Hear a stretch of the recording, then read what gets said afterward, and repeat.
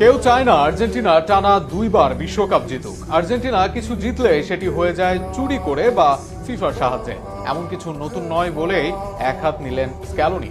মিডিয়ার বাড়াবাড়ি আর 40 বছর আগেও আর্জেন্টিনাকে নিয়ে এমন মিথ্যাচার করা নিয়ে এবার মুখ খুলেছেন আর্জেন্টাইন মাস্টারমাইন্ড। স্ক্যালোনির বক্তব্য নিয়ে আরও থাকছে প্রতিবেদন। আর্জেন্টিনাকে আন্তর্জাতিক ফুটবলে বিশেষ সুবিধা দেওয়া হচ্ছে এমন অভিযোগ নতুন নয় বলে মন্তব্য করেছেন দেশটির প্রধান কোচ লিওনেল স্ক্যালোনি। সংবাদ সম্মেলনে তিনি বলেন, বিশ্ব চ্যাম্পিয়ন হওয়ার কারণেই অনেকেই আর্জেন্টিনার হার দেখতে চান এবং সে কারণেই ভিত্তিহীন নানা অভিযোগ ছড়ানো হচ্ছে। শেষ 16 ম্যাচে মিশরের বিপক্ষে 3-2 ব্যবধানে জয়ের পর রেফারিং এবং ভিএআর সিদ্ধান্ত নিয়ে ব্যাপক বিতর্ক শুরু হয়। মিশরের কোচিং স্টাফ ও ফুটবল ফেডারেশন কয়েকটি সিদ্ধান্তের সমালোচনা করে ফিফার কাছে অভিযোগ জানিয়েছিল।